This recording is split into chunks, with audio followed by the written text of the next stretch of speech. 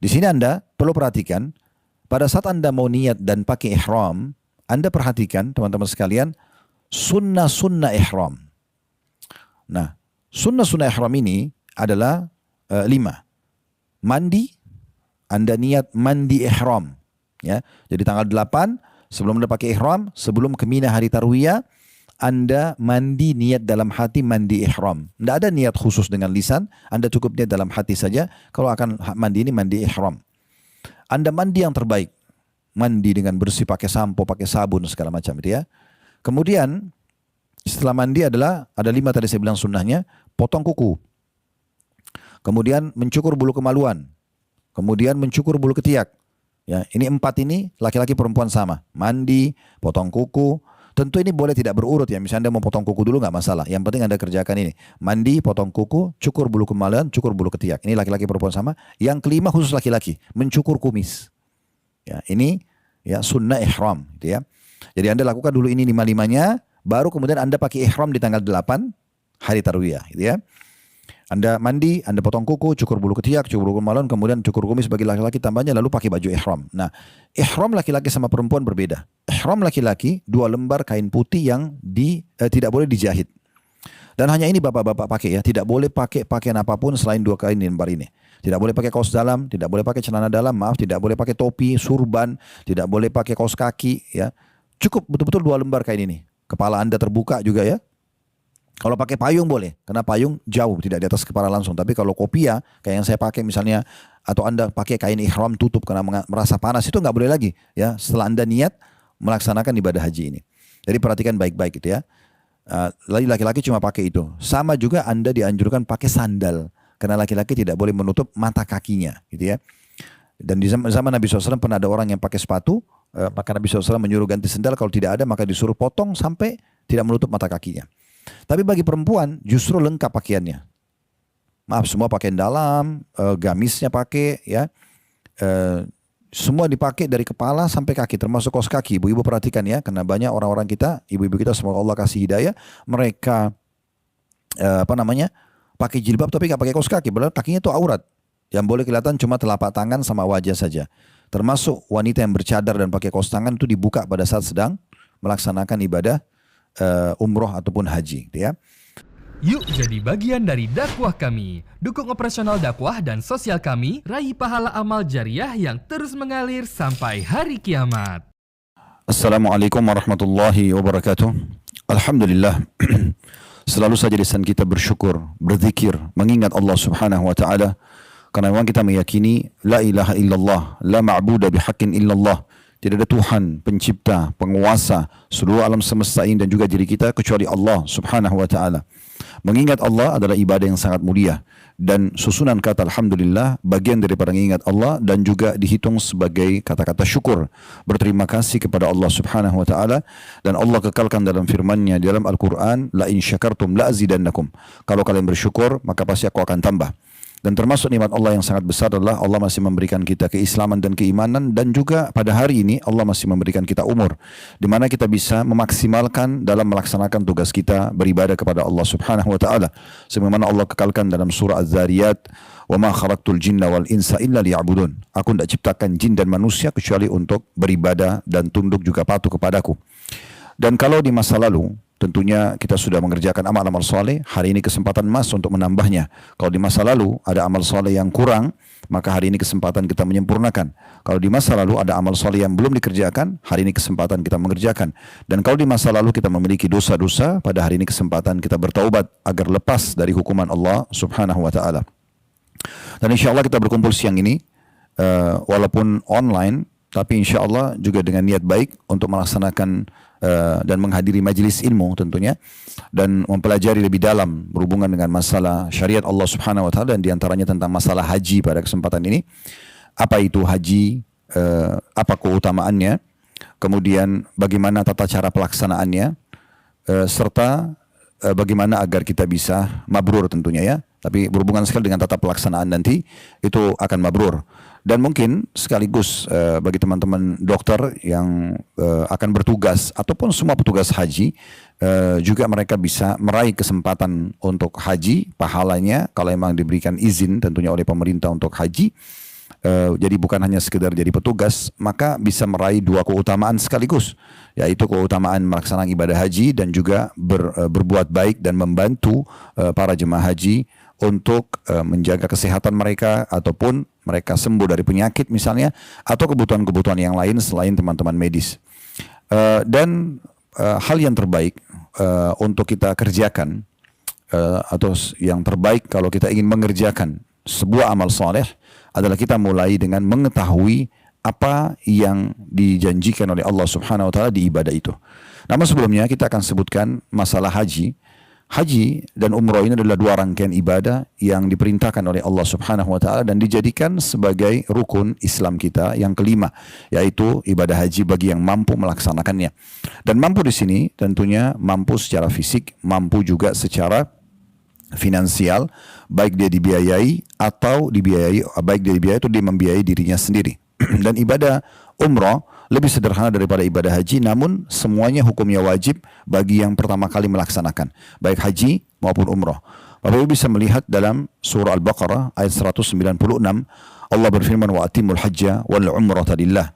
Sempurnakanlah haji dan umroh karena Allah. Tidak ada niat sama sekali berhubungan dengan manusia atau urusan dunia. Tapi betul-betul kita mengikuti tata cara yang sudah Allah perintahkan dan diniatkan dalam hati ikhlas karena ingin mengejar apa yang Allah janjikan. Dan kita akan baca sebentar lagi banyak sekali hadis-hadis Nabi SAW menyebutkan tentang masalah apa yang Bapak Ibu akan dapatkan kalau Anda mengerjakan ibadah haji dan umrah. Kemudian teman-teman sekalian, ibadah umrah dan haji ini tadi saya katakan di awal pelaksanaannya adalah wajib. Itu pendapat Ibnu Abbas radhiyallahu anhuma, diikuti oleh tabi'in, murid beliau Atha bin Abi Rabah, dan tentu juga Imam Syafi'i.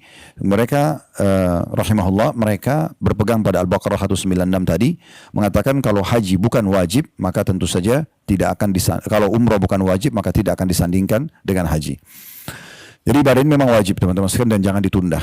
Kita sayangkan sekali banyak di antara kaum muslimin suka menunda-nunda ibadah umrah dan haji dan mereka menunggu nanti di masa tua baru melaksanakannya. Padahal di masa muda justru masa-masa energik, masa-masa di mana mereka matanya masih terang, anggota tubuhnya masih sempurna lah ya, masih lebih bagus dan sempurna dibandingkan dengan di masa tuanya. Namun mereka tidak gunakan untuk ibadah. Banyak di antara muslimin justru masih memilih mendatangi negara-negara selain untuk melaksanakan ibadah haji, padahal sebenarnya dia mampu untuk mengerjakan ibadah haji tersebut. Dikhawatirkan malah dia kena ancaman ya. Kan sudah pernah kami jelaskan dalam kajian dosa-dosa besar, Imam Adz-Dzahabi rahimahullah masukkan dalam kategori orang yang sengaja menunda haji sementara dia ya punya kemampuan. Ibadah umrah dikerjakan dengan sederhana sekali, dengan memenuhi 5 hal. Yang pertama niat untuk umrah, dan itu di miqat, di tempat untuk niat yang sudah ditentukan tentunya. Kalau Anda dari Indonesia, Anda menuju ke Jeddah dan langsung masuk ke Mekah, Anda niatnya di Yalamlam. Yalamlam ini biasanya semua maskapai kalau lewat menyampaikan ya. Kalau kita sudah melewati miqat Yalamlam, bagi yang niat untuk niat umrah atau haji silahkan gitu ya. Kemudian kalau Anda ke Madinah dulu, maka miqatnya di Bir Ali ya. Di Bir Ali atau Dzul Khulaifah. Nah, nanti Anda niat di miqat itu. Kalau umrah Anda mengatakan labbaik Allahumma umratan, nanti akan kami jelaskan secara teknisnya. Dan kalau haji Anda mengatakan labbaik Allahumma hajjan. Atau aku menjawab panggilanmu dengan santun ya Allah untuk umrah, atau menjawab panggilanmu dengan santun untuk haji ya. Kemudian yang kedua adalah ihram. Nanti juga akan kita jelaskan secara teknis insyaAllah seperti apa ihram laki-laki dan ihram perempuan. Kemudian yang ketiga adalah tawaf. Ini kita masih bicara rangkaian umrah. Yang keempat adalah sa'i, dan yang kelima adalah tahallul atau mencukur rambut. Akan saya rincikan nanti insyaAllah di teknis. Kita akan bagi kajian kita menjadi 2 bagian. Keutamaan haji sendiri dan umrah. Kemudian kita akan masuk ke masalah teknis pelaksanaan agar bisa mabrur tentunya. Kemudian kalau haji itu terdiri dari 6 hari Bapak Ibu sekalian. Mulai tanggal 8 Zulhijjah sampai 13 Zulhijjah. 8 Zulhijjah dikenal dengan hari Tarwiyah. Hari Tarwiyah. Hari Tarwiyah ini jemaah haji menggunakan ihram di rumah kalau mereka penduduk Mekah dan Jeddah, atau di hotel kalau pendatang. Di tanggal 8 mereka pakai ihram, dan nanti akan kita jelaskan teknisnya pemakaian ihram dan juga sunnah-sunnah ihram. Kemudian mereka bilang labbaik Allahumma hajjan ya. Ya Allah, aku jawab panggilanmu santun untuk haji. Kemudian mereka ke Mina sebelum waktu duhur. Masuk ke Mina, sholat duhur di waktu duhur 2 rakaat, walaupun penduduk Mekah ya. Kalau mereka sudah masuk ke lokasi Mina sama teknis pelaksanaannya. Kemudian di waktu asar, sholat asar 2 rakaat. Tidak dijamak tapi dikasar. Tidak digabung tapi dipangkas gitu ya. Kemudian maghrib, di waktu maghrib 3 rakaat. Isya di waktu isya 2 rakaat. Kemudian tentunya tanggal 9-nya hari Arafah. Masuk di Arafah sebelum duhur. Kemudian sampai terbenam matahari. Kemudian malamnya tanggal 9 itu menuju ke Musdalifah. Menginap sampai subuh. Setelah sholat subuh menuju tanggal 10 Idul Adha menuju ke Jamarat, ya, melontar Jumrah Aqabah. Kemudian tawaf ifadah, tawaf wajib haji, kemudian tahallul, mencukur rambut, tentu setelah juga melaksanakan kurban. Nanti akan saya rincikan semua ini, masih saya jelaskan haji secara umum dulu. Jadi 6 hari, tanggal 8 hari Tarwiyah, tanggal 9 hari Arafah dan Muzdalifah, tanggal 10 itu hari Minah lagi, kembali ke Mina setelah Jumrah, tawaf ifadah dan juga ya tawaf wajibnya haji dan juga berkurban bagi orang yang haji tamattu akan saya rincikan juga nanti. Kemudian tanggal 11, 12, 13 dikenal dengan hari tasyrik, ini tinggal di Mina dan sholatnya mirip seperti tanggal 8 tadi. Duhur di waktu duhur 2 rakaat, asar di waktu asar 2 rakaat, maghrib waktu maghrib 3 rakaat, isya di waktu isya 2 rakaat dan kita jumrah melontar ya. Kalau Idul Adha melontar cuma 1 Jumrah Aqabah. Kalau hari tasyrik 11, 12, 13 melontarnya 3 titik. Kecil, sedang, besar, masing-masing 7 butir batu. Di tanggal 12 sama, tanggal 13 sama. Akan saya rincikan lagi sebentar masalah teknis pelaksanaannya. Tapi intinya umrah itu dilaksanakan dengan tadi ya, kurang lebih niat di miqat, kemudian ihram, kemudian tawaf, sa'i dan tahallul selesai. 3-4 jam, 5 jam Anda sudah selesai dari umrah. Tapi kalau haji adalah 6 hari. Tanggal 8 sampai tanggal 13 Juni. Akan saya rincikan lebih jauh sebentar tentang masalah teknis pelaksanaannya insya Allah. Baik, ibadah haji dan umrah ini adalah ibadah yang mulia Bapak Ibu sekalian dan memiliki keutamaan yang sangat banyak. Kita akan coba jelaskan misalnya dari hadis Bukhari Muslim. Dari hadis Abu Hurairah radhiyallahu anhu, beliau mengatakan su'ila Rasulullah sallallahu alaihi wasallam ayyul amali afdal. Telah ditanyakan kepada Rasulullah sallallahu alaihi wasallam, amal apa yang paling afdal? Maksudnya paling besar pahalanya, ya paling dicintai oleh Allah, ya paling mudah membersihkan dosa-dosa, meninggikan derajat di surga. Qala, maka Nabi sallallahu alaihi wasallam menjawab, imanun billahi wa rasulih, beriman kepada Allah dan Rasulnya. Ini dulu pondasi dasarnya. Qila thumma madza? Lalu ditanya kepada Nabi SAW, lalu apa setelah iman kepada Rasulnya? Qala al-jihadu fi sabilillah, jihad di jalan Allah. Qila thumma madza? Kemudian ditanya lagi, lalu apa? Qala hajjum mabrur, haji yang mabrur. Ya, di sini disebutkan haji yang mabrur ya. Tentu kalau disebut mabrur, semua orang pernah dengar ini ya, terutama yang mau haji mabrur. Apa itu haji mabrur? Haji mabrur adalah yang mengikuti mengikhlaskan niat dulu karena Allah dan mengikuti tata cara yang diajarkan oleh Nabi SAW. Karena Nabi SAW bersabda, khudu anni manasikakum, ambillah manasik itu, tata cara umroh haji dariku. Nah, ini penyampaian Nabi SAW. Jadi kalau anda ikhlas karena Allah dan anda mengikuti Rasulullah SAW dalam semua tata caranya, maka dengan otomatis anda akan menjadi haji yang mabrur ya. Makanya kita sekarang sebutkan agar anda ikhlas, anda coba mengejar keutamaannya. Oh ternyata haji dan umroh itu besar sekali janji Allah ya. Jadi kita mengejar itu bukan mengejar pujian manusia. Kemudian kita akan jelaskan nanti teknis tata cara yang dikerjakan oleh Nabi SAW. Dan ada sebuah riwayat juga yang dinukil secara marfu dengan sanad hasan dari hadis Jabir radhiyallahu anhu. Kata Nabi SAW, inna birral haji itu'amut ta'am wa tayyibul kalam. Sesungguhnya haji yang mabrur adalah memberi makan dan juga bertutur kata yang baik. Artinya selama pelaksanaan haji dianjurkan seseorang itu juga bersedekah ya. Dan juga menjaga tutur katanya. Tutur kata ini tentunya bisa kata-kata yang diucapkan atau tulisan. Kalau sekarang kan kita juga tulisan melalui WA misalnya ya. Juga ada hadis Nabi SAW yang sahih riwayat Bukhari Muslim. Ya, masih dari Jabir radhiyallahu anhu. Nabi SAW bersabda, man hajja falam yarfuth walam yabsuq raja'a min dhunubi kayomi waladathu ummuh. Siapa yang haji, dia tidak berkata kotor, dia tidak berbuat kefasikan, semua jenis dosa ditinggalkan sama dia. Ya, niscaya ia kembali diampuni dari dosa-dosanya seperti hari ia saat dilahirkan oleh ibunya. Dan dalam riwayat At-Tirmidzi disebutkan ghufira lahu ma taqaddama min dzambi, dibersihkan dosa-dosanya yang lalu.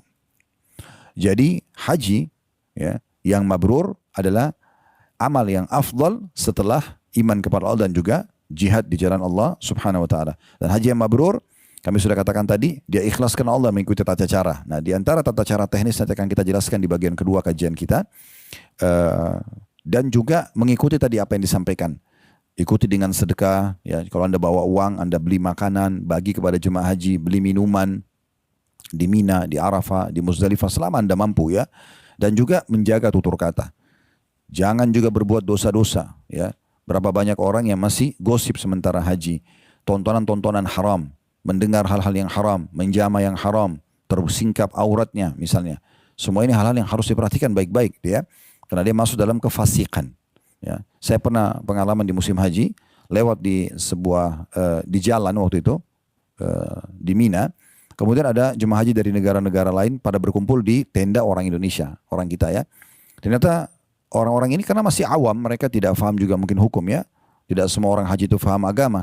Ternyata banyak laki-laki yang sedang menonton melihat sesuatu. Pada saat kami memperhatikan tempat tersebut, ternyata ada di antara jemaah haji perempuan Indonesia yang mereka mandi di depan tendanya gitu, menyiram gitu, ya, dan tersingkap auratnya. Jadi ada hal-hal yang mungkin dianggap itu biasa di desa dia, di kampung atau di kota dia, kemudian dibawa pada musim haji. Ini harusnya diingatkan, terutama oleh para petugas rohani, ya, atau para ustadznya yang sedang berangkat, supaya harus dijaga, ya. Ataupun Anda sebagai seorang muslim, Anda ingatkan selama Anda bisa, jangan ada kefasikan. Karena dalam hadits ini dikatakan siapa yang haji tidak rafath, tidak mengucapkan kata-kata kotor, caci maki, ghibah, menghina, bisa juga masuk dalamnya rafath ini adalah kata-kata syahwat, ya, kepada selain pasangan halal, ini dianggap rafath. Dan juga fusuk, semua perbuatan dosa, mata, telinga, tangan, mulut, ya, kemaluan, semua ini tidak boleh ada berhubungan dengan masalah dosa-dosa. Maka hadiahnya adalah dia akan pulang dari haji seperti baru dilahirkan oleh ibunya, bersih dari semua dosa. Kemudian juga ada hadis yang lain, ya, di mana hadis ini menyebutkan tentang masalah besarnya keutamaan haji. Bahkan dia berimbang dengan jihad di jalan Allah. Kita tahu jihad ini berat, ya. Tidak semua orang bisa. Dia keluar menghadapi musuh, ya, dan sudah ini minimal luka, ya, maksimalnya dia bisa mati. Tentu kita bisa berharap mati syahid, tapi berat bagi jiwa, tidak semudah itu yang dilakukan. Nah, ada riwayat unik, ya, dinukil dari cucu Nabi SAW Al-Husain bin Ali radhiyallahu anhuma. Beliau mengatakan dalam hadis yang sahih riwayat At-Tabarani dalam Mu'jamil Kabir dan Mu'jamil Awsat, ya. Ja'a rajulun ila Nabi SAW faqal inni jaban wa inni dha'if. Telah datang kepada Rasulullah SAW seorang laki-laki yang langsung menyatakan kepada Nabi SAW, saya ini pengecut dan saya sangat lemah secara fisik, secara keimanan, saya nggak bisa pergi jihad gitu. Faqala halumma ila jihadin la syaukata fi al-hajj. Jadi orang ini seakan mengatakan saya nggak bisa ikutin jihad nih, nggak berani hadapin musuh. Saya juga lemah secara fisik, nggak ada keterampilan perang. Maka kata Nabi SAW, pergilah melakukan jihad yang tidak ada peperangan di dalamnya, yaitu haji. Jadi haji itu dianggap seperti orang sedang berjihad, gitu, ya. Dalam riwayat yang lain disebutkan dengan sanad hasan diriwayatkan oleh An-Nasa'i dari hadits Abu Hurairah radhiyallahu anhum, kata Nabi SAW, jihadul kabiri wal dha'ifi wal mar'atil hajj wal umrah. Jihadnya orang yang sudah lanjut usia, orang yang lemah secara fisik, dan perempuan adalah haji dan umrah.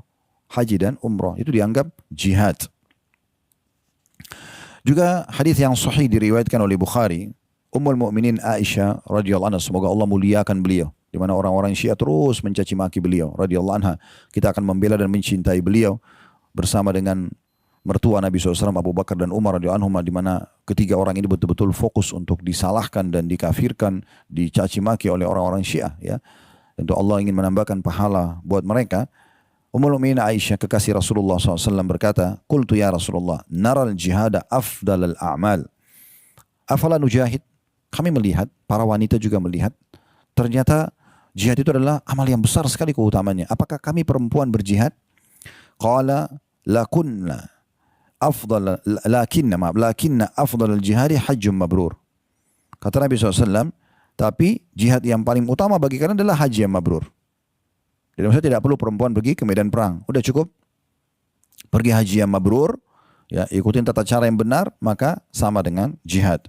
Dalam riwayat yang lain, riwayatnya Ibnu Khuzaimah, Ummul Mukminin kekasih Rasulullah SAW Aisyah radhiyallahu anha berkata, "Qultu ya Rasulullah, hal 'alan nisa'i min jihad?" Aku berkata, ya Rasulullah, apakah para wanita juga berjihad? Qala 'alaihinna jihadun la qitala fi al-hajj wal umrah. Mereka berjihad yang tidak ada perang di dalamnya, tidak ada ya perang di dalamnya, yaitu haji dan juga umrah. Dalam riwayat yang lain dengan sanad hasan diriwayatkan Ibnu Majah dari hadits Ummu Salamah radhiyallahu anha, istri Nabi sallallahu alaihi wasallam yang mulia, beliau mengatakan bahwasanya Rasulullah SAW bersabda, al-hajju jihadu kulli dhaif. Haji adalah jihadnya setiap orang yang lemah. Karena orang pergi aman, mudah, ya apalagi di masa sekarang fasilitas transportasi mudah, ada tenda, ada makanan, banyak rumah sakit sekarang, tim medis begini misalnya berangkat juga. Jadi masya Allah, ya sebenarnya mudah sekali dan sudah mendapatkan pahala jihad. Kemudian juga ada motivasi untuk mengerjakan haji dan umrah, mengulang-ulanginya. Ya, jadi usahakan Bapak Ibu nanti kalaupun berangkat insya Allah, saya tangkap ini banyak yang sekarang ikut dalam Zoom tentunya yang akan jadi petugas haji ya. Misal, ataupun ada jadi jemaah. Maka saran kami nanti pada saat Anda sedang di sana, perbanyak doa. Mungkin dari sini pun bisa. Supaya Allah tidak menjadikan haji atau umrah Anda ini yang terakhir. Allah berikan kesempatan yang banyak ke depan. Karena memang mengulang-ulangi ibadah ini adalah mulia sekali. Perhatikan hadisnya, hadis yang hasan diriwayatkan oleh Tirmidzi dan juga Ibnu Khuzaimah dan Ibnu Hibban dalam sahih keduanya. At-Tirmidzi dalam sunannya, Ibnu Khuzaimah dan Ibnu Hibban dalam sahihnya. Dari hadis Abdullah bin Mas'ud radhiyallahu anhu bahwasanya Rasulullah sallallahu alaihi wasallam bersabda, "Tabi'u bainal haji wal umrah." Rutinkan haji dan umrah itu, ulang-ulangin. Kalau ada yang bilang, "Ustaz, tapi kan biayanya besar." Bapak Ibu perlu garis bawahi poin penting ya. Haji dan umrah bukan karena Anda punya harta, tapi karena Allah memanggil Anda. Nanti akan kita jelaskan hadisnya bahwasanya orang yang datang haji itu adalah tamunya Allah. Selama Anda bertekad dengan benar, Anda tulus memohon kepada Allah SWT, Allah akan mudahkan. Dan Anda perlu tahu, mayoritas orang yang berangkat haji dan umrah itu bukan orang yang mampu. Tidak semuanya orang mampu. Banyak orang yang menabung sekian lama uangnya baru pergi haji dan umrah. Ya, mayoritasnya begitu. Terbukti juga pada saat travel membuka paket umrah, banyak orang yang mendaftar paket-paket murah. Karena tidak semua orang mampu membayar yang mahal. Begitu juga dengan haji. Ya, orang biar antri panjang, ikut reguler. Karena lebih murah. Kalau Furoda, Mujamala atau ONH Plus itu kan pasti lebih mahal otomatis ya. Tapi subhanallah Allah mudahkan buat mereka. Ya, karena memang niatnya, keinginannya besar. Ya. Dan semoga Allah ikhlaskan niat insya Allah ya. Terutama bagi yang pergi haji. Untuk supaya mendapatkan pahala maksimal. Yang belum punya kesempatan semoga Allah berikan di lain waktu tentunya ya. Yang jelas ibadah ini usahakan kita sering mohon kepada Allah agar diberikan kesempatan berulang-ulang. Itu yang dilakukan oleh kaum salaf di masa dulu. Mereka menyatakan sebelum tinggalkan Mekah, ya Allah jangan jadikan inilah kedatangan kami yang terakhir. Apa manfaatnya kalau kita ulang-ulangi haji dan umrah? Dari umrah ke umrah, dari umrah ke haji, dari haji ke umrah, dari umrah ke haji. Kita ulang-ulangi ya. Haji ke haji lagi, atau haji ke umrah, atau umrah ke umrah, atau umrah ke haji. Semua sama ya. Tidak Anda ulang-ulangi. Kata Nabi SAW, فَإِنَّهُمَا يَنْفِيَانِ الْفَقْرَ وَالذُّنُوبِ كَمَا يَنْفِرُ الْكِيرُ خَبَثَ الْحَدِيدِ وَالذَّهَبِ وَالْفِضَّةِ. Karena keduanya, haji dan umrah kalau rutin kalian kerjakan, benar-benar mengikis habis kefakiran. Orang yang rutin haji dan umrah itu insya Allah tidak miskin. Ini dijamin oleh Nabi SAW. Dan juga dosa-dosa. Tadi sudah disebutkan hadis sebelumnya, kalau dia betul-betul haji dijaga dari kemaksiatan, ikuti tata cara yang benar, dia pulang dari haji seperti baru dilahirkan oleh ibunya. Karena haji dan umrah memikis habis kefakiran dan juga dosa-dosa sebagaimana pandai besi menghilangkan karat dari besi, emas dan perak. Anda lihat kalau emas dan perak masih kotor, besi masih berkarat, bagaimana pandai besi meniupkan buapan, tiupan apinya gitu ya, sehingga bersih mengkilat besinya, mengkilat emas dan peraknya. Maka seperti itulah haji dan umrah mengikis habis kefakiran dan dosa-dosa ya. Dan kata Nabi SAW menurut hadis, walaysa lil hajjatil mabrurati thawabun, walaysa lil hajjatil mabrurati thawabun ilal jannah. Dan tidak ada balasan bagi haji yang mabrur kecuali surga. Kemudian ada hadis yang lain juga yang mulia sekali di mana Nabi SAW menyebutkan dari hadis Ibnu Umar radhiyallahu anhu, dengan hadis ini dengan sanad hasan ya, diriwayatkan oleh Al-Baihaqi dan Ibnu Hibban dalam sahihnya, ma tarfa'u ibilul haji rijlan wala tada'u yadan illa kataballahu lahu biha hasana aw maha anhu sayya aw rafa'ahu biha darajah. Kata Nabi SAW, tidaklah seekor unta kendaraan. Kalau masa sekarang orang sudah tidak pakai unta. Sepeda motor menuju ke travel mendaftar misalnya, atau mobil, roda mobil yang dipakai menuju ke travel mendaftar, atau Anda ke bandara nantinya insya Allah, baling-baling pesawat, roda bus, rel kereta misalnya kalau kita pakai kereta, semua itu bisa dihitung dalam makna hadis ini ya. Tidaklah seekor unta kendaraan orang yang berhaji mengangkat satu kakinya, dan tidak pula meletakkan kaki depannya, satu kaki dan kaki yang lainnya naik turun, melainkan dengannya Allah akan mencatat orang yang berhaji itu satu kebaikan dan menghapus darinya satu dosa, juga mengangkat dengannya satu derajat. Mengangkat dengannya satu derajat.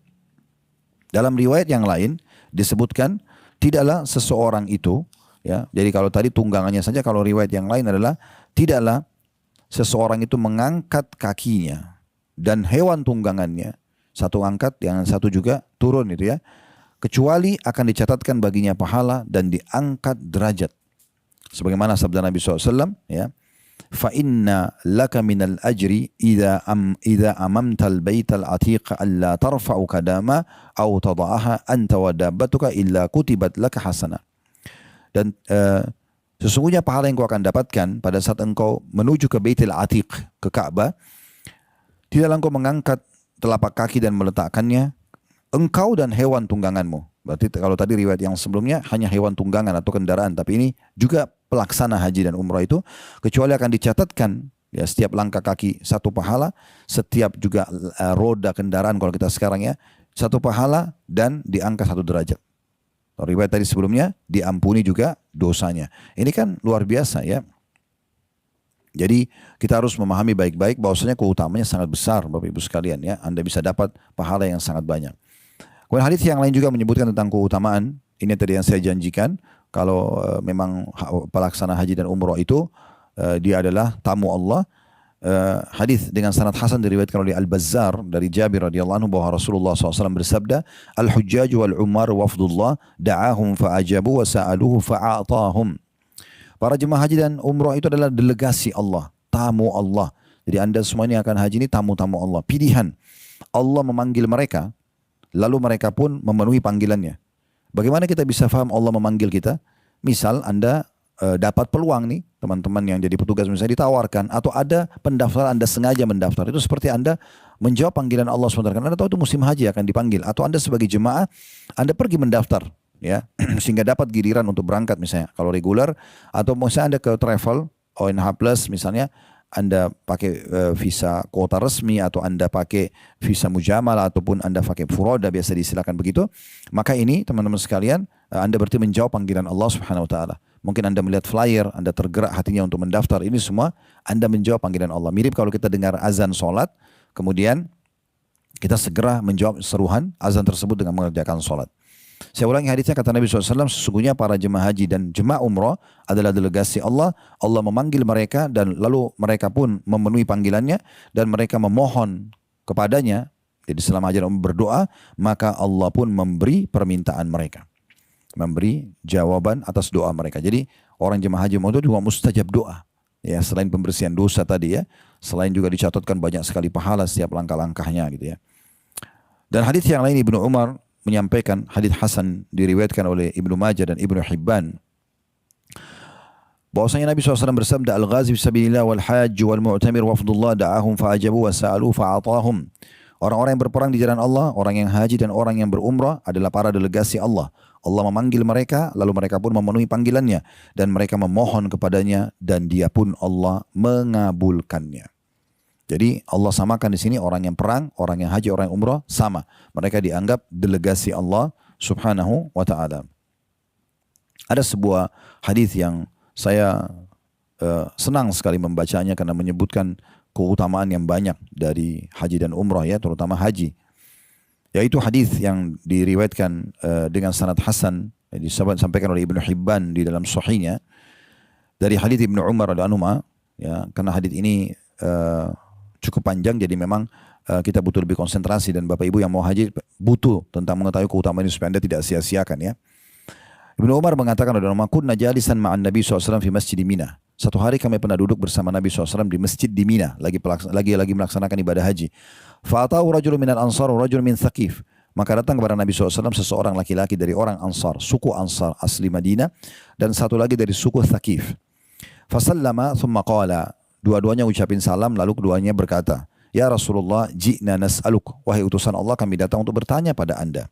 Faqala in syi'tuma akhbartukuma bima ji'tuma tas'alani anhu fa'altu. Lalu Nabi SAW mengagetkan mereka seraya mengatakan, kalau kalian mau berdua, saya akan beritahukan apa yang kalian mau tanya sebelum kalian bertanya. Saya bisa lakukan itu. Wa in syi'tuma an umsika wa tas'alani fa'altu. Kalau kalian mau, kalian bertanya, ya, kemudian saya cuma jawab, juga boleh. Di sini Nabi SAW ingin menunjukkan sebuah mukjizat dari Allah Subhanahu Wa Taala kalau Nabi tahu sebelum orang yang bertanya apa yang dia mau tanyakan.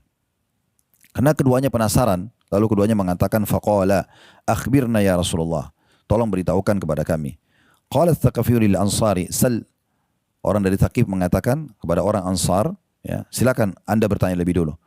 Faqala akhbirni ya Rasulullah. Maka orang Ansar itu mengatakan, tolong sampaikan kepadaku ya Rasulullah. Kira-kira apa yang aku mau tanyakan? Karena dia juga penasaran gitu ya. Faqala, maka Nabi SAW mengatakan, Ji'tani tas'alni atau tas'aluni. Ji'tani tas'aluni an makhrajika min baitika ta'ummul baital harama wa ma laka fihi. Engkau datang bertanya kepadaku tentang keluarmu dari rumahmu, kemudian kau berniat untuk menuju ke rumah Allah, Baitullah, Ka'bah. Apa yang engkau dapatkan? Wa an rak'ataika ba'da tawaf wa ma laka fihima. Dan 2 rakaat yang kau kerjakan setelah tawaf, ada solat di belakang makam Ibrahim, apa yang kamu dapatkan? Wa an tawafika bainas safa wal marwati wa ma laka fi. Dan engkau jalan antara Safa dan Marwah, dan apa yang kau dapatkan dari jalan antara Safa dan Marwah itu. Wa an ukufika ashiyata Arafah wa ma laka fi. Dan pada saat engkau wukuf di Arafah tanggal 9 Zulhijjah, nanti kita jelaskan di teknisnya insyaallah ya. Maka apa yang kau dapatkan? Wa an ramlikal jimara wa ma laka fi. Dan engkau melontar juga, biasa orang kita bilang mengatakan lontar syaitan itu ya. Itu apa yang kau dapatkan? Wa an nahrika wa ma laka fi. Dan engkau berkurban pada saat sedang haji, apa yang kau dapatkan? Ma'al ifadah. Dan apa juga kau dapatkan kalau tawaf wajibnya haji namanya tawaf ifadah. Nanti juga kita jelaskan secara teknis insyaallah. Faqala, maka orang Ansar itu kaget dan berkata begini, walladzi ba'atsaka bil haqq la an hadza ji'tu as'aluk. Demi zat yang telah mengutus anda dengan benar, maksudnya demi Allah, benar-benar ini yang menyebabkan saya datang untuk bertanya. Jadi perkataan orang Ansar ini membuktikan mukjizat Nabi SAW kalau Nabi benar-benar tahu apa yang dia mau tanya gitu ya. Tentu ini bukan karena Nabi tahu yang gaib, tapi mukjizat Allah berikan gitu ya. Qala fa innaka idza kharajta min baitika ta'ummul baital haram. Kata Nabi SAW, kalau kau keluar dari rumahmu dan tujuanmu untuk datang ke Baitul Haram atau Ka'bah, la tada'u naqatuka khuffan wa la tarfa'u illa kataballahu laka bihi hasana wa ma 'anka khati'ah. Ketahuilah bahwasanya setiap untamu mengangkat satu kakinya dan meletakkan kaki yang lain, ya, maka Allah akan mencatatkan setiap langkah kakinya yang satu pahala dan yang satu membersihkan dosa, ya. Kalau riwayat tadi sebelumnya kan ada diangkat derajat, ya. Wa amarak ataka ba'da tawafi ka'idki raqabati min bani Ismail. Kalaupun kamu sholat di belakang maqam Ibrahim setelah tawaf 7 kali, ya, itu pahalanya sama dengan bebasin 1 budak dari turunan anak Ismail. Wa amma tawafuka bis Safa wal Marwah ka'idki 70 raqabah. Sementara kalau kau jalan antara Safa dan Marwah, maka pahalanya sama dengan bebasin 70 budak. Berarti Safa ke Marwah kan 7 kali kan, itu sih dihitung 1, itu 10 pahala bebasin budak. Marwah ke Safa 10 budak lagi. Safa ke Marwah 10 budak lagi. Marwah ke Safa 10 budak lagi. Itu sudah 4. Yang kelima Safa ke Marwah itu juga 10. Yang keenam Marwah ke Safa 10, dan terakhir Safa ke Marwah yang ke-7 7. 7 kali berarti 70 pahala bebasin budak. Wa amma wukufuka ashiyata Arafah, dan sementara wukufmu pada siang hari Arafah, fa inna Allah yahbitu ila sama'id dunya. Ketahuilah pada saat itu Allah sedang turun ke langit bumi, ya. Fayubahi bikumul malaika, dan dia membanggakan kalian di depan para malaikatnya. Yaqulu ibadi ja'uni syu'than min kulli fajjin amiq yarjuna rahmati. Allah berkata, membanggakan kita semua di depan yang sedang haji, ya, di depan para malaikatnya seraya berfirman, lihatlah hamba-hambaku ini. Mereka datang jauh-jauh berdebu, ya, dari tempat-tempat, dari pelosok-pelosok di muka bumi ini karena mengharapkan rahmatku. Falau kanat dzunubukum ka'adadir raml. kalau dosa kalian seperti jumlahnya pasir, au kaqatril matar, atau seperti tetesan air hujan, au kazabadil bahri lagafartuha, atau seperti buih di lautan, maka aku akan maafkan. Artinya bersih dosa-dosa orang yang pergi haji. Ya. Afidu ibadi makfuran lakum, waliman syafa'tum lahu. Maka bubarlah dari Arafah ini, Allah berfirman kepada para jemaah haji, walaupun kita tidak mendengar itu ya, karena Allah masih menutupi kuping kita, tapi dalil ini menjelaskan tentang Allah memang menyebutkan dan menjanjikan ini. Allah mengatakan kepada seluruh orang yang hadir di Arafah, bubarlah dari Arafah ini setelah terbenam matahari, nanti kita jelaskan di teknis insyaAllah, ya, dalam kondisi diampuni dosa-dosa kalian dan siapapun yang kalian rekomendasikan, yang kalian doakan. Wa maram yukal jimar falaka bikulli hasatin ramaitaha takfiru kabiratin minal mubiqat. Adapun melontar jumrah, melempar satu kerikil kecil, nanti kita jelaskan teknis insyaallah juga ini, ya. Maka setiap satu batu kerikil pahalanya, ya, keutamanya membersihkan satu dosa besar yang membinasakan. Wa amma nahruka famadkhurun laka inda rabbik. Adapun kurban yang engkau kurbankan, maka itu pahalanya disimpan di sisi Tuhanmu. Wa amma hilakuka ra'saka falaka bikulli sya'ratin halaktaha hasanatan wa tumha anka biha khati'ah. Adapun rambut yang kau cukur, tahallul ya, di haji itu dan umrah sebenarnya masuk dalamnya, maka setiap helainya dicatat, yang jatuh dicatat satu pahala, dihapus satu dosa. Wa amma tawafuka bil baiti ba'da dzalik. Adapun tawafmu setelah itu di rumah Allah, ya, fa inna tatufu wala dzambalak, engkau tahu dalam kondisi tidak punya dosa lagi. Ya'ti malakun hatta yada'u yadayhi baina katifayka fayaqul. Allah datangkan sosok malaikat yang meletakkan tangannya di pundakmu seraya berkata, i'mal fima tastaqbil faqad ghufira laka ma madha. Lakukanlah, ya, amal-amal yang baik sesudah ini, karena sesungguhnya yang lalu-lalu sudah dimaafkan dosa-dosamu. Ini luar biasa pahalanya, ya, luar biasa keutamaannya. Oleh karena itu kita harus betul-betul memperhatikan, ya, ibadah terutama di Arafah, ya. Dan dalam sebuah hadis yang lain berhubungan dengan masalah keutamaan Arafah itu sendiri, ya. Ada banyak hadis sebenarnya, tapi kita sebutkan sebagiannya. Ya. Hadis yang diriwayatkan dari Anas bin Malik dengan sanad sahih, dan ini dinukil, ya, oleh Al-Mundhiri dalam kitab Targhib dari beliau. Anas bin Malik berkata, waqafa an-nabiy sallallahu alaihi wasallam bi Arafat wa qad kadat asy-syamsu an ta'uba. Nabi SAW berwukuf di Arafah sedangkan matahari hampir saja terbenam. Faqala ya Bilal, ansit liyan nas. Maka Nabi SAW mengatakan, hai Bilal, suruh orang-orang diam untuk mendengarkanku. Faqala ansitu li Rasulillahi sallallahu alaihi wasallam fa ansatan nas. Maka Bilal mengatakan, diamlah kalian untuk mendengarkan Rasulullah SAW. Maka semua manusia pun, orang-orang pada saat itu diam dan mendengarkan. Faqala ma'asyiran nas, atani Jibril anifa. Wahai sekalian manusia, ketahuilah telah datang Jibril atau Jibril kepadaku tadi. Fa'aqra'ani min rabbis salam, dan dia menyampaikan salam Tuhanku untukku. Wa qala inna Allah azza wa jalla ghafara li ahli Arafatin wa ahli al-Mash'ar. Dan dia mengatakan sungguhnya Allah azza wa jalla telah mengampuni dosa-dosa orang yang berada di Arafah dan orang-orang yang berada di Muzdalifah, Masy'aril Haram, ya, karena setelah Arafah ke Muzdalifah. Dan ini insyaAllah akan kita jelaskan juga di masalah teknis. Ini semua teknisnya akan kita jelaskan prosesinya. Wa dhamina anhumut taba'at, dan juga Allah telah menghapus dosa-dosa mereka yang akan datang. Faqama Umar bin Khattab radhiyallahu anhu faqal, maka Umar bin Khattab radhiyallahu anhu berdiri dan berkata, ya Rasulullah, hadza lana khassa. Wahai Rasulullah, apakah ini khusus buat kami saja, ya? Maksudnya untuk hanya sahabat-sahabat Anda. Qala hadza lakum wa liman ata min ba'dikum ila yaumil qiyamah. Ini untuk kalian dan juga untuk semua orang-orang muslim yang datang sudah kalian sampai hari kiamat. Faqala Umar radhiyallahu anhu, maka Umar radhiyallahu anhu berkata, kathura khairullahi wa tab. Ya. Maka Umar mengatakan, sungguh alangkah banyak dan melimpahnya kebaikan Allah subhanahu wa ta'ala. Ini luar biasa nih, ya. Oleh karena itu nanti kita jelaskan secara teknis teman-teman sekalian, hati-hati bagi yang pergi haji. Arafah itu jangan sia-siakan, karena waktunya hanya duhur sampai maghrib, ya. Jadi boleh makan, boleh minum, tapi atau ngobrol sebatas kebutuhan. Jangan menyanyiakan waktu karena itu saatnya berdoa. Arafah hari berdoa ya. Terutama minta agar diselamatkan dari api neraka ya.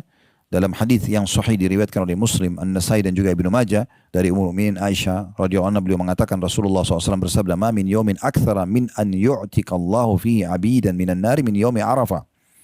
Tidak ada satu hari ya di mana Allah lebih banyak membebaskan hamba-hambanya dari api neraka dibandingkan hari Arafah. Wa innahu la yadnu thumma yubahi bihimul malaika, dan Allah mendekat pada hari itu dan membanggakan hamba-hamba yang hadir di Arafah kepada para malaikat. Fayaqul ma arada haula. Seraya berfirman apa yang diinginkan oleh mereka. Jadi maksudnya Allah Subhanahu wa taala membanggakan ya. Jadi di sini bukan Allah bertanya bahwasanya Allah tidak tahu, tapi maksudnya Allah lihatlah hamba-hambaku ini betul-betul datang murni hanya untuk beribadah kepada aku tentunya. Baik. Ini kurang lebih keutamaannya. Dan kalau kita mau bahas keutamaan haji itu banyak sekali ya. Namun ada poin yang saya ingin tutup di bagian pertama ceramah kita masalah keutamaan haji dan umrah ini. Saya katakan tadi kalau kita mau bahas panjang sekali ya, banyak sekali. Tetapi ada hadis-hadis yang saya ingin tutup ya, tentang masalah misal kalau ada orang yang wafat ya, orang yang wafat sementara pelaksanaan haji dan umrah, ini keutamanya besar sekali ya, keutamaan besar sekali. Dalam hadis yang disebutkan oleh Abu Ya'la, diriwayatkan Abu Ya'la, dan hadis ini dinilai sahih oleh Syekh Albani dari hadis Abu Hurairah radhiyallahu anhu, kata Rasulullah SAW, "Man kharaja hajjan famat." Siapa yang keluar mengerjakan ibadah haji lalu wafat, meninggal dunia karena ajalnya datang. Dan ini biasanya terjadi ya, setiap tahun ada saja orang yang meninggal, Allah pilih mereka ya. Kutiba lahu ajru haji la yaumil qiyamah, akan dicatatkan baginya pahala haji sampai hari kiamat. Ini luar biasa gitu. Ya, artinya kalau misal ini perumpamaan saja, kalau 100 tahun lagi terjadi kiamat misalnya, berarti kan masih ada 100 kali haji. Orang kalau berhaji lalu meninggal, ajalnya datang, bukan dia sengaja bunuh diri ya, datang ajalnya, maka dia mungkin haji ini haji pertama, tapi karena dia meninggal lagi haji, dicatatkan baginya pahala haji sampai hari kiamat. Artinya masih ada 100 haji lagi sudahnya kalau 100 tahun lagi. Kalau 1000 tahun lagi berarti 1000 kali haji. Dan kita tidak tahu Allah alam berapa tahun lagi kiamat terjadi. Tapi begitu kata Nabi SAW. Siapa yang meninggal dunia, siapa yang pergi haji kemudian meninggal dunia, maka dicatatkan baginya pahala haji sampai hari kiamat. Wa man kharaja mu'tamiran famat, kutiba lahu ajrul mu'tamiri ila yaumil qiyamah. Siapa yang keluar umrah kemudian dia meninggal, maka akan dicatatkan pahala umrah untuknya sampai hari kiamat. Wa man kharaja ghaziyan famat, kutiba lahu ajrul ghazi ila yaumil qiyamah. Siapa yang keluar berperang, mati ajal, bukan dibunuh oleh musuh, mati syahid. Tapi ini tidak dibunuh oleh musuh, ajal datang. Siapa yang keluar berperang, kemudian mati, ajal datang, maka akan dicatatkan baginya pahala jihad dan berperang sampai hari kiamat. Jadi ini luar biasa gitu ya. Dan juga ada disebutkan dalam hadis ya, yang lain,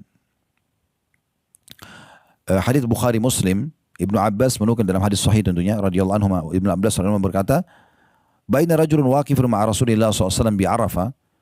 Ketika ada seorang laki-laki sedang wukuf bersama Nabi di Arafah lagi haji, itu waqa'an rahilati fa aqsa'athu. Lalu dia tiba-tiba jatuh dari hewan tunggangannya dan hewan tunggangan tersebut menginjaknya sampai dia mati, ya. Faqala Rasulullah sallallahu alaihi wasallam, maka Nabi SAW bersabda, "Iksiluhu bima'in wasidr." Mandikan jenazahnya dengan menggunakan air dan daun bidara. Wa kaffinuhu bi thawbayhi, dan kafani dia dengan 2 kain ihramnya. Wala tukhammiru ra'sahu, dan jangan tutup kepalanya. Wala tuhannituhu, dan jangan juga kalian membalurnya dengan wangi-wangian, karena orang ihram nanti kita jelaskan secara teknis tidak ya pakai wangi-wangian. Fa innahu yub'atsu yaumal qiyamati mulabbiya, karena dia akan dibangkitkan hari kiamat dalam kondisi bertalbiyah. Juga disebutkan dalam riwayat Ibnu Khuzaimah, anna rajulan kana ma'an Nabi SAW fawaqasathu naqatuhu. Ada seorang sedang haji bersama Nabi, lalu dia jatuh dari hewan tunggangannya dan dia terinjak oleh hewannya. Wa huwa muhrim, dalam kondisi dia lagi ihram, famat, kemudian meninggal. Faqala Rasulullah sallallahu alaihi wasallam, Nabi SAW bersabda, "Iksiluhu bima'in wasidr." Mandikan dia dengan menggunakan air dan daun sidir, daun bidara. Wa kaffinuhu fi thawbayhi. Bungkus dia dengan ya 2 kain ihramnya. Wala tamassuhu bitibin, jangan sentuhkan wangian dengan dia, karena biasanya kalau jenazah kan dimandikan dengan sampo, sabun, ini enggak boleh, khusus orang yang meninggal berihram. Wala tukhammiru ra'sahu, jangan tutup kepalanya. Fa innahu yub'atsu yaumal qiyamati mulabbiya, karena dia akan dibangkitkan hari kiamat dalam kondisi dia sedang bertalbiyah. Hadis terakhir yang saya mau sampaikan berhubungan dengan masalah keutamaan haji dan umrah. Tentu ini saya bilang ya banyak sekali Bapak Ibu sekalian keutamaannya. Ini seringkali kami sampaikan dalam manasik-manasik kami ya. Tapi mudah-mudahan ini sudah mewakili. Yang penting Bapak Ibu tahu, oh ternyata haji itu besar banget keutamaannya sama umrah. Jadi jangan disia-siakan. Yang sudah akan berangkat, ikhlaskan niat supaya maksimal dapat pahalanya. Yang belum berangkat dan mengikuti acara ini, selalu berdoa sama Allah. Merengek, minta sama Allah agar dimudahkan. Karena haji dan umrah panggilan. Bukan hanya sekedar kaya. Banyak orang kaya raya tidak bisa berangkat. Nah, kalau Anda mengeluarkan biaya dalam pelaksanaan ibadah ini, Anda akan mendapatkan pahala yang besar. Dan makin besar Anda keluarkan biaya, maka makin besar juga pahalanya. Ini hadis penutup berhubungan dengan masalah keutamaannya ya. Disebutkan ya dari Ummul Mukminin Aisyah radhiyallahu anha dalam hadis riwayat Al-Hakim dan dikatakan sahih berdasarkan ya syarat Bukhari. Ya. Di mana beliau mengatakan Rasulullah SAW pernah bersabda kepada Aisyah di saat melakukan ibadah umrah, Inna laki minal ajri ala qadri nasabiki wa nafakatuki. Sesungguhnya pahala yang kamu dapatkan wahai Aisyah sesuai dengan kadar kelelahanmu dan nafkah yang kau keluarkan, uang yang kau keluarkan. Oleh karena itu Bapak Ibu sekalian, kalau mau umrah mau haji, selama punya kemampuan cari fasilitas yang paling bagus ya. Karena Anda nyaman ya. Dan saya termasuk orang yang sering mengingatkan jemaah, jangan yang penting tiba di Mekah sama Madinah, nggak penting fasilitas hotel, bus, yang penting saya sampai di sana. Akhirnya tiba 2 hari sakit, terlalu jauh dari masjid, susah ibadahnya gitu ya. Selama Anda punya kemampuan, kenapa nggak dekat Masjid Haram? Kenapa nggak fasilitas yang terbaik dari penerbangan, bus, kendaraan dan seterusnya? Selain Anda nyaman, ibadahnya juga enak, ya. Dan tentunya pahalanya besar. Dalam riwayat yang lain disebutkan, Innama ajruki fi umratuki ala qadri nafakatuki. Sesungguhnya pahalamu yang kamu dapatkan wahai Aisyah dalam umrahmu adalah sesuai dengan kadar nafkah yang kamu keluarkan. Ya, jadi makin besar Anda keluarkan, Anda berkorban di jalan Allah untuk ibadah, maka makin besar juga pahalanya. Baik, sekarang kita masuk ke masalah teknis tadi yang saya janjikan, teman-teman sekalian. Kita fokus ke haji sekarang. Ya. Haji ini ada 3. Ada 3 jenis ya. Yang pertama dikenal dengan haji ifrat. Apa itu haji ifrat? Haji saja. Dia nggak ada umrohnya. Ini biasanya dikerjakan oleh penduduk Mekah, penduduk Jeddah, orang sekitar Saudi. Karena mereka memang mudah untuk mengerjakan itu. Jadi nanti tanggal 8, mereka tinggal ihram, lalu masuk ke Mina, lanjutkan haji sampai tanggal 13. Nanti kita jelaskan teknisnya sebentar. Itu ifrat, dia haji saja. Ya. Dan ini tidak ada sembelih hewannya dia. Ya. Yang kedua adalah haji tamattu'. Tamattu' itu artinya menikmati. Dia gabungan antara umrah sama haji. Dan umumnya jemaah kita mengerjakan ibadah tamattu. Umumnya jemaah haji dunia sih tamattu ya. Tamattu itu adalah orang umrah dulu. Nanti ini Bapak Ibu berangkat pasti umrah dulu. Setelah umrah yang tadi saya sebutkan ya. Niat di miqat, pakai ihram, tawaf, sa'i, kemudian tahallul. Anda umrah, setelah cukur rambut, Anda sudah boleh buka ihram dan Anda tinggal di Mekah sampai tanggal 8 baru Anda ihram lagi buat haji. Makanya dinamakan tamattu. Kenapa? Menikmati karena dia selesai umrah, dia seperti jadi penduduk Mekah, nanti tanggal 8 baru dia ihram buat haji. Itu namanya tamattu. Cuman ini ada hewan yang disembelih, hadyu namanya. Ya. Kemudian yang ketiga adalah qiran. Qiran mirip sama tamattu tapi bedanya selepas umrah mereka nggak buka ihramnya. Mereka nggak buka ihram, jadi mereka pakai ihram sampai haji, misal. Nah, tentu yang paling awal adalah haji tamattu. Dan ini yang umumnya dikerjakan oleh kaum muslimin. Baik, itu pembagian haji. Sekarang secara teknis, ini tolong Anda lebih fokus lagi supaya Anda tidak keliru dan berjalan sesuai dengan apa yang Nabi SAW sampaikan. Khudhu anni manasikakum, ambil manasik dari aku. Haji Bapak Ibu sekalian tadi saya bilang 6 hari. Dari 6 hari ini ada 2 hari yang hukumnya sunnah secara fikih dan 4 hari hukumnya wajib. Sunnah secara fikih definisinya adalah mengerjakan dapat pahala, ditinggalkan tidak berdosa. Kami sarankan Bapak Ibu sekalian, Anda fokus ke potongan awal definisi ini, yaitu mengerjakan dapat pahala. Jangan selalu mengambil akhir potongannya, ya, meninggalkan tidak berdosa. Ditanya, kenapa Anda tidak sholat malam, kenapa Anda tidak sholat duha, kenapa Anda tidak zikir habis sholat, kenapa Anda tidak mengejar doa antara azan dan iqamah, kenapa Anda tidak puasa Syawal, kenapa Anda tidak puasa Senin Kamis, kenapa Anda tidak puasa Tasu'a dan Asyura 9-10 Muharram, kenapa Anda tidak sholat tahiyat masjid dan seterusnya. Oh kan cuma sunnah. Kenapa? Karena mereka pikir potongan kedua definisi dikerjakan tidak berdosa. Kenapa Anda tidak ambil potongan pertamanya? Mengerjakannya dapat pahala. Ya kan gitu. Jadi usahakan dikerjakan.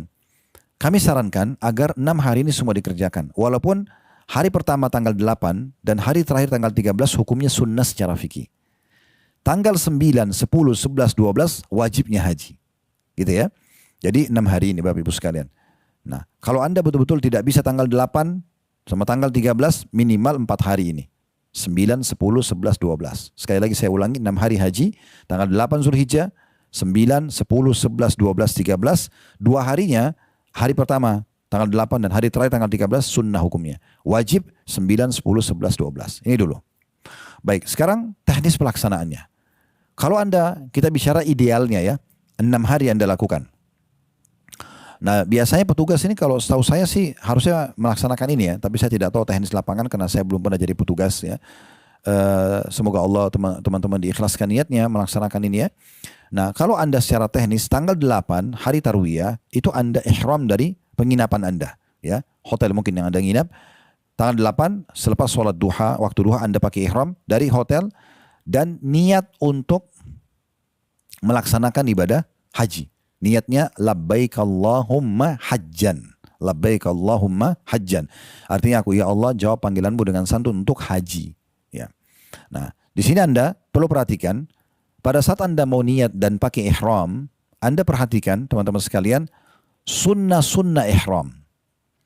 Nah sunnah-sunnah ihram ini adalah 5.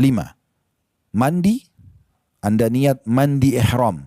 Ya, jadi tanggal 8 sebelum Anda pakai ihram, sebelum ke Mina hari Tarwiyah, Anda mandi niat dalam hati mandi ihram. Tidak ada niat khusus dengan lisan, Anda cukup niat dalam hati saja. Kalau akan mandi ini mandi ihram.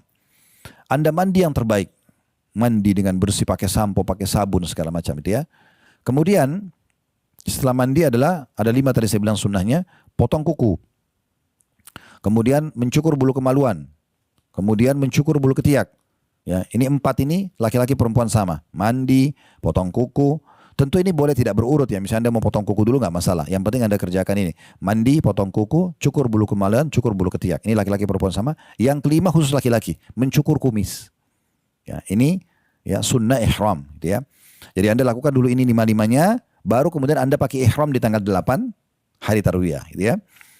Anda mandi, Anda potong kuku, cukur bulu ketiak, cukur bulu kemaluan, kemudian cukur kumis bagi laki-laki tambahnya, lalu pakai baju ihram. Nah, ihram laki-laki sama perempuan berbeda. Ihram laki-laki 2 lembar kain putih yang tidak boleh dijahit. Dan hanya ini bapak-bapak pakai ya, tidak boleh pakai pakaian apapun selain 2 kain lembar ini. Tidak boleh pakai kaos dalam, tidak boleh pakai celana dalam, tidak boleh pakai topi, surban, tidak boleh pakai kaos kaki ya. Cukup betul-betul 2 lembar kain ini. Kepala Anda terbuka juga ya. Kalau pakai payung boleh, karena payung jauh, tidak di atas kepala langsung. Tapi kalau kopiah, kayak yang saya pakai misalnya, atau Anda pakai kain ihram tutup karena merasa panas, itu nggak boleh lagi. Ya, setelah Anda niat melaksanakan ibadah haji ini. Jadi perhatikan baik-baik gitu ya. Laki-laki cuma pakai itu. Sama juga Anda dianjurkan pakai sandal, karena laki-laki tidak boleh menutup mata kakinya, gitu ya. Dan di zaman Nabi SAW pernah ada orang yang pakai sepatu, maka Nabi SAW menyuruh ganti sandal. Kalau tidak ada, maka disuruh potong sampai tidak menutup mata kakinya. Tapi bagi perempuan justru lengkap pakaiannya. Maaf, semua pakaian dalam, gamisnya pakai ya. Semua dipakai dari kepala sampai kaki, termasuk kaos kaki. Ibu-ibu perhatikan ya, karena banyak orang-orang kita, ibu-ibu kita semoga Allah kasih hidayah, mereka pakai jilbab tapi nggak pakai kaos kaki, padahal kakinya itu aurat. Yang boleh kelihatan cuma telapak tangan sama wajah saja. Termasuk wanita yang bercadar dan pakai kaos tangan itu dibuka pada saat sedang melaksanakan ibadah umroh ataupun haji gitu ya. Mungkin itu saja Bapak Ibu sekalian yang kami bisa sampaikan. Walau benar dari Allah silakan diambil dan diamalkan. Kalau dasar dari kami mohon dimaafkan dan kami istighfar kepada Allah Subhanahu wa taala. Subhanakallahumma bihamdika asyhadu an la ilaha illa anta astaghfiruka wa atubu ilaik. Wassalamualaikum warahmatullahi wabarakatuh.